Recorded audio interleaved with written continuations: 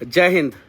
यदि अंधकार से लड़ने का कोई संकल्प कर लेता है तो एक अकेला जुगनू भी सारा अंधकार हर लेता है। डिजिटल ज़माना है, एलईडी का ज़माना है। अब लालटेन वोल्टेन की ज़रूरत हम लोगों को नहीं है, ना लैंप की ज़रूरत है। अब एलईडी बल्ब और ट्यूबलाइट और भी बहुत सारे, अब सीएफएल का भी ज़माना ख़त्म हो गया। बिहार में भी बहुत सारी चीज़ें जो है अब बदलेगी और उम्मीद है कि अब बिहार के लोगों के लिए अब काम होगा। हम तो छोटे हैं साहब, अदब से सर झुका लेते हैं। हम तो छोटे हैं साहब, अदब से सर झुका लेते हैं। बड़े लोग तय करें कि उनमें बड़प्पन कितना है। अब उन लोगों को तय करना है, क्योंकि सबको पता है कि हम लोगों के साथ क्या हुआ क्या नहीं हुआ, और बिहार की राजनीति को भी पता है कि बिहार की राजनीति में अभी क्या हो रहा है क्या नहीं हो रहा है और भविष्य में क्या होगा। मेरा जुबान काला नहीं है, देख सकते हैं आप लोग, नहीं है काला। हम लोग जो है मेहनत करने वाले लोग हैं। हम लोग जो है अपने उम्मीदों पे भरोसा रखने वाले लोग हैं। हम लोग जो हैं वो लोग हैं जो स्वाभिमान की जब लड़ाई हो तो किसी से भी टकरा सकते हैं।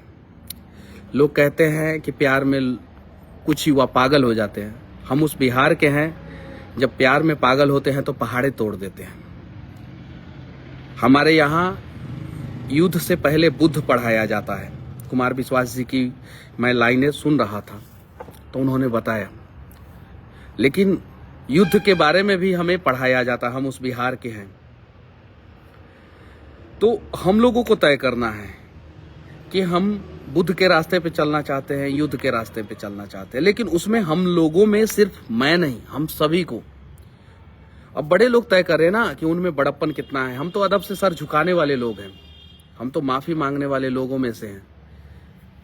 हम सूखे हुए पेड़ों की तरह अकड़ हमारे अंदर नहीं है। बस मैं आप लोगों से एक कहानी मैं बताने जा रहा हूं आज।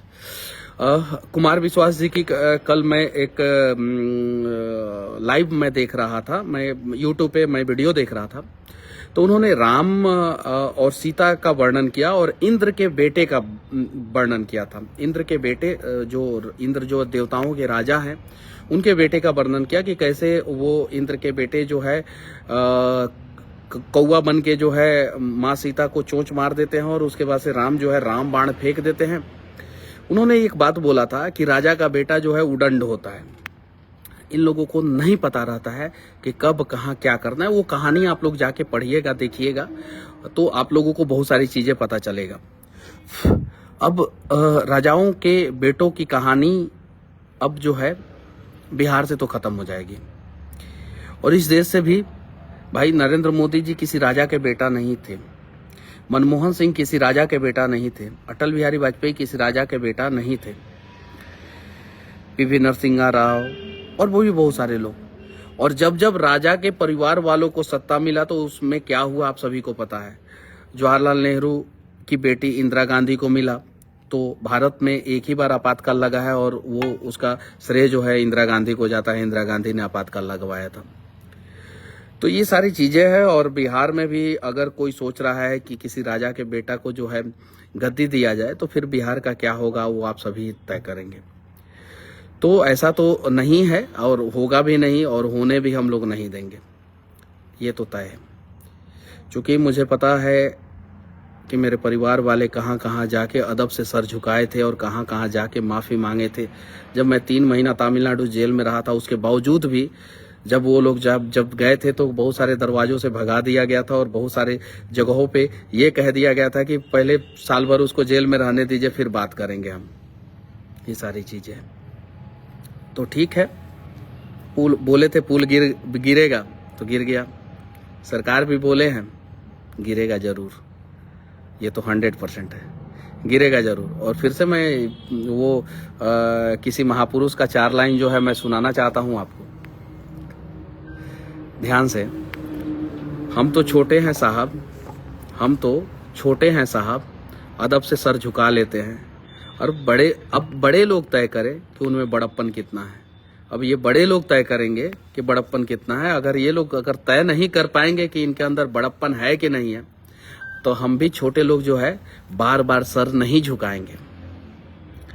और बस तमाम मीडिया बंधुओं से मैं विनती करना चाहता हूं कि सरकार किसी की भी बने, सरकार किसी की भी गिरे, लेकिन अब बिहार को नहीं गिरने देना है, बिहारियों को नहीं गिरने देना है, बिहार के स्वाभिमान को नहीं गिरने देना है। चर्चा हो, आज से शुरू किया जाए हम लोग कि बिहार में बाढ़ पे कैसे लगाम लगे, बिहार में नए चीनी मिल कैसे लगाया जाए, बिहार में ट्रैक्टर की कंपनियां जो है बिहार में कैसे आए। जो कृषि प्रधान राज्य है बिहार, तो ट्रैक्टर का बहुत डिमांड होता है, तो यहाँ पे ट्रकों में भर भर के जब ट्रैक्टर आता है, कंटेनर में भर भर के, और ढाला वाला ट्रक जो लंबा वाला ट्रक होता है उसमें ट्रैक्टर को भर भर के जब आता है, ट्रेन से भर भर के आता है, तो हमें बड़ा दुख होता है कि दूसरे जगह से ट्रैक्टर जो है भर के आ रहा है बिहार में और बिहार के लोग यूज कर रहे हैं।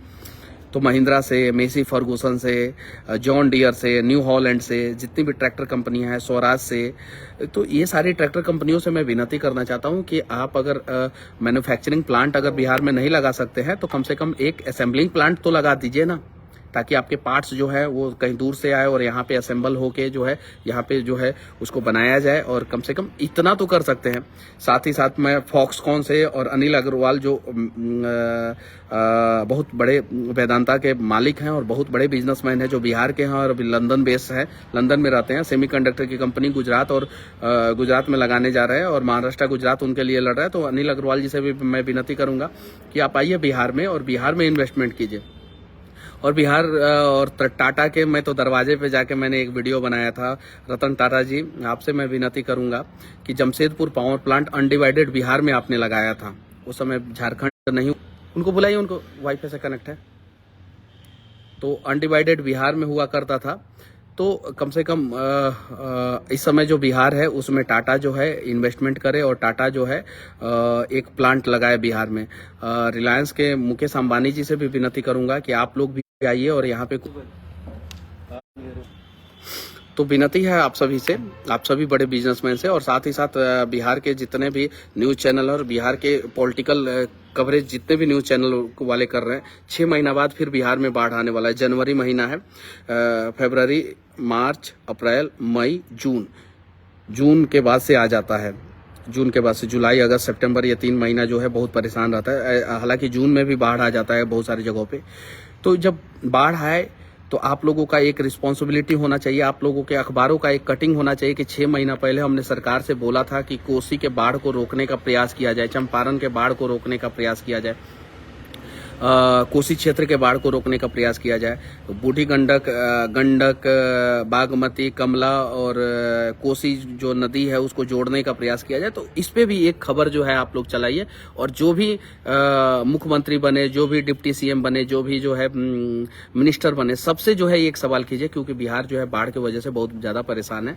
और साथ ही साथ इन्वेस्टरों से आप लोग सवाल कीजिए कि जब बिहार जब कंज्यूमिंग स्टेट है, मतलब कि 13 करोड़ 80 लाख जनसंख्या है, तो हमारे पास ये ताकत है, हम 13 करोड़ 80 लाख दिमाग वाले लोग हैं, हमारे पास 13 करोड़ 80 लाख दिमाग है। 13 करोड़ 80 लाख लोग जो है कंज्यूम कर सकते हैं किसी भी चीज को।